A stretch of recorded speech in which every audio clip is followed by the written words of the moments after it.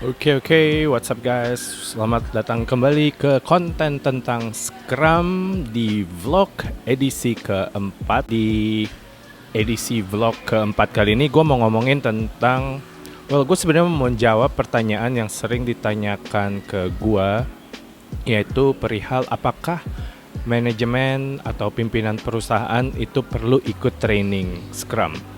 Atau kalaupun misalnya bukan berupa pertanyaan, gue sering banget mendengar orang menggerutu atau komplain dan bilang, wah andaikan atasan gue atau manajer gue ikutan ke training Scrum ini. Oke guys, sebelum kita mulai, mari kita minum kopi dulu. Gue saat ini lagi ada di sebuah cafe di daerah Kuningan. Oke guys, balik lagi ke pertanyaan kita tentang apakah manajer atau pimpinan perusahaan itu perlu ikut training Scrum.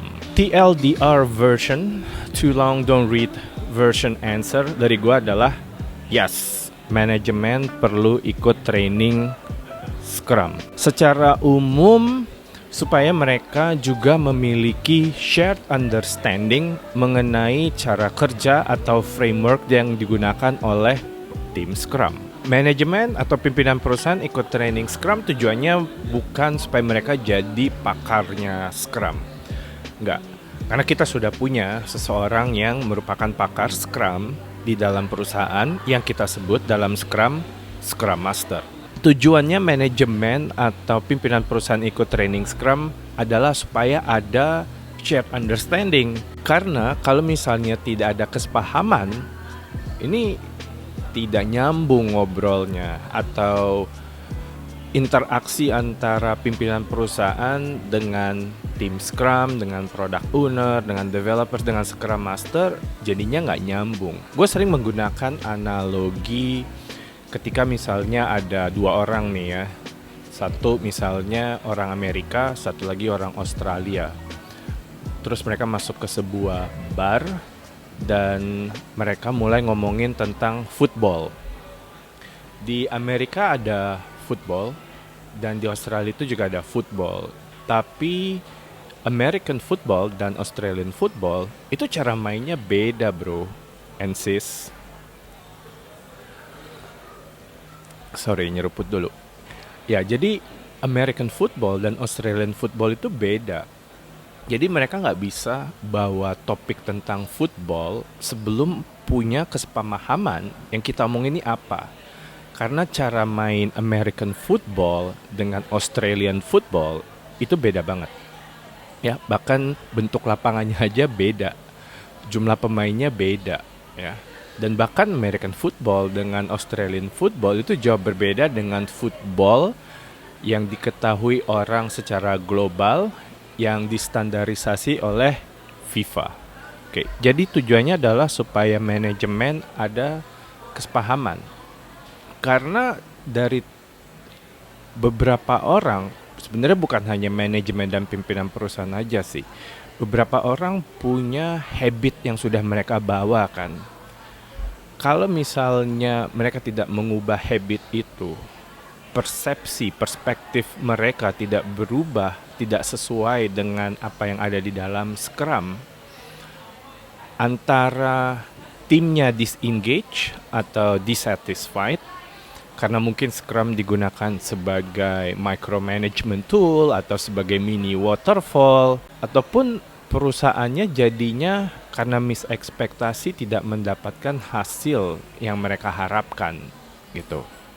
Jadi tujuannya adalah supaya manajemen dan pimpinan perusahaan itu ada kesepahaman, shared understanding. Pertanyaan berikutnya yang biasanya sering ditanyakan orang adalah, lalu siapa yang memberikan training untuk para pimpinan perusahaan atau manajer-manajer ini? Apakah semua perlu ikut training yang diadakan oleh pihak eksternal gitu misalnya kan, atau ke trainer pihak eksternal? Itu bisa jadi salah satu opsi, tapi tidak selalu. Kalau misalnya kalian lihat, tonton vlog gue yang sebelumnya tentang 8 topi Scrum Master, Di situ kalian bisa lihat Scrum Master itu salah satu topi yang digunakan adalah topi guru, teacher. Dan ketika Scrum Master menggunakan topi guru, yang diajarin tentang Scrum itu bukan hanya developers dan product owner aja gitu, tapi juga orang-orang di luar tim Scrum. Dan ini sebenarnya secara eksplisit dijelaskan di Scrum Guide. Salah satu tugas dan tanggung jawab Scrum Master di level organisasi adalah mengajarkan orang-orang bagaimana cara kerja menggunakan proses empiris. Ya, jadi ini bisa difasilitasi oleh Scrum Master di dalam perusahaan tersebut. Nah, kalau misalnya si Scrum Master memiliki kapabilitas seperti itu dan memiliki nyali untuk mengajarkan manajer atau pimpinan perusahaan, dia akan menjadi useful.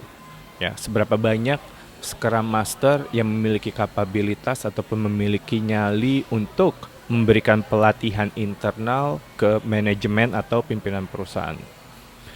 Tidak banyak, karena gue juga sering ya mewawancarai kandidat-kandidat Scrum Master, ya hanya beberapa ya. Jadi kalau Scrum Master bisa sampai ke level itu, dia menjadi berharga, useful untuk perusahaan. Dan kalau misalnya perusahaannya level korporat, bisa banyak yang harus ditrainingin oleh Scrum Master ya, bisa mungkin sampai ribuan ya. Di beberapa perusahaan misalnya startup digital, jumlah karyawannya bisa ratusan, ribuan.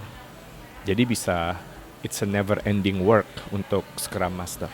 Setelah gue jelasin ini, biasanya gue dapat umpan balik, wah manajer itu atau pimpinan perusahaan mereka sibuk, mereka nggak sanggup, atau mereka itu nggak sempet ikut training, jadwalnya aja padat gitu. Gimana kita bisa narik mereka untuk ikut training atau commit ke training Scrum yang difasilitasi oleh Scrum Master ini? Oke, lagi-lagi Scrum Master yang valuable untuk perusahaan ya, mereka juga harus kreatif. Gua beberapa kali pernah mengadakan training internal untuk manajer atau pimpinan perusahaan. Itu kita schedulein 2 jam per minggu. Dan trainingnya itu dilakukan selama 8 minggu. Jadi dicicil gitu, sedikit-sedikit. Dan di antara satu training dengan training berikutnya, itu kan berarti ada gap. Karena kita lakukannya cuma 2 jam per minggu. Di antara antar training tersebut, kita kasih tugas gitu, dan bahkan tugasnya itu tugas kelompok. Jadi Scrum Master juga bisa kreatif, dia bisa menjadwalkan training Scrum yang sifatnya nyicil untuk para manajer dan pimpinan perusahaan ini. Jadi setelah gue jelasin poin-poin tersebut, pertanyaan berikutnya yang sering ditanyakan oleh orang-orang adalah apa aja materinya yang perlu disampaikan kepada para pimpinan perusahaan dan manajer-manajer perusahaan ini. Oke, seperti gue bilang di awal, objektif dari pelatihan ini bukan untuk membuat para manajer dan pimpinan perusahaan ini menjadi Scrum expert ya, tapi supaya mereka memiliki shared understanding. Pertama, yang jelas yang harus ada dalam materi training tersebut adalah how Scrum works, mekaniknya seperti apa. Oke, di situ kita bisa jabarkan siapa yang seharusnya jadi product owner. Nah ini penting banget ya, dan bahkan gue udah sampaikan di salah satu podcast gue, banyak perusahaan itu yang salah pilih product owner gitu. Bisa jadi sebenarnya yang harusnya jadi product owner ya salah satu manajer ini atau pimpinan perusahaan ini. Karena seringkali yang namanya product owner itu seringkali keputusannya di override, jadi mereka sebenarnya adalah product proxy ya. Oke, balik lagi, yang pertama how Scrum works.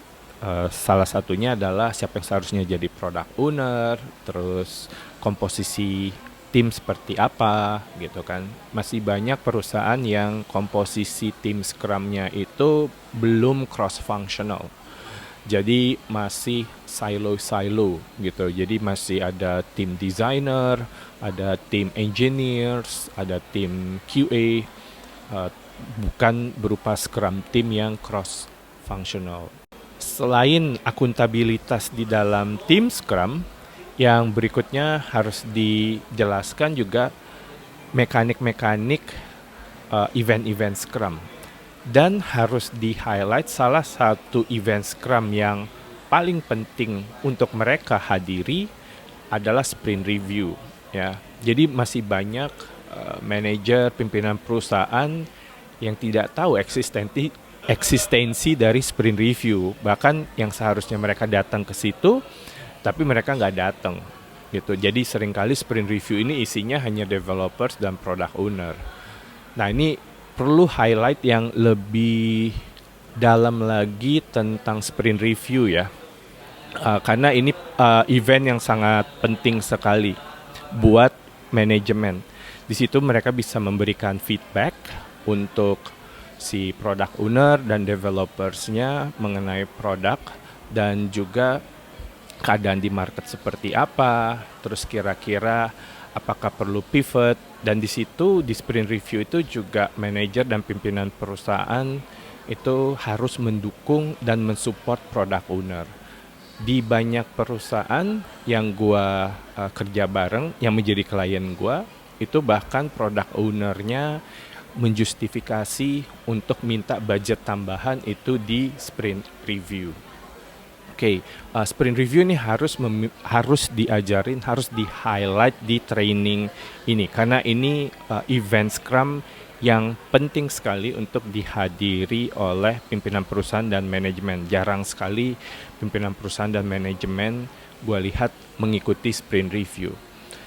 Di organisasi yang cukup sehat itu bahkan pimpinan perusahaan dan manajernya langsung ngeblok di kalender mereka hari dan tanggal untuk sprint review. Jadi mereka bikin recurring events di kalendernya untuk memastikan mereka nggak bikin double meeting atau meeting yang bentrok dengan sprint review. Selain diajarin tentang pentingnya sprint review di training itu, menurut gua pimpinan perusahaan dan manajer-manajer ini juga perlu tahu konsep product goal dan sprint goal yang outcome driven, karena masih banyak manajer dan pimpinan perusahaan mereka tidak memiliki wawasan mengenai outcome driven product goal dan sprint goal. Menurut gue di training tersebut itu harus di-highlight, jadi mereka tidak hanya sekedar meminta fitur-fitur aja ke tim Scrum, cuman ngasih deadline di mana sekumpulan fitur harus selesai. Jadi harus diajarin untuk keluar dari project mindset menuju ke product oriented dan value driven mindset. Gue udah cukup banyak ngasih highlights. Jadi di training tersebut selain mekanik-mekanik Scrum, accountabilities, events, artifacts, product goals dan sprint goals yang outcome driven, perlu juga di training itu di highlight the do and the don'ts, especially the don'ts ya.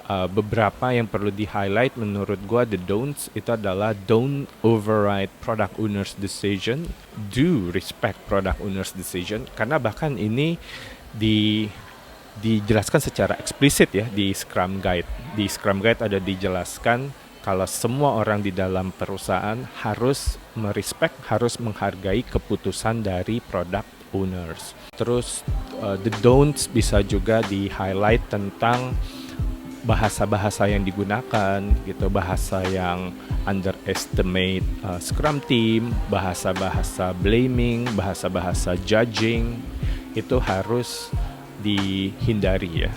Itu adalah salah satu the don'ts yang harus di-highlight di training ini supaya tercipta sebuah psychological safety di dalam tim Scrum. Dan selain ada psychological safety, tim Scrum-nya juga bisa semakin self-manage. Karena bahasa-bahasa seperti inilah yang membuat tim Scrum itu tidak self-manage.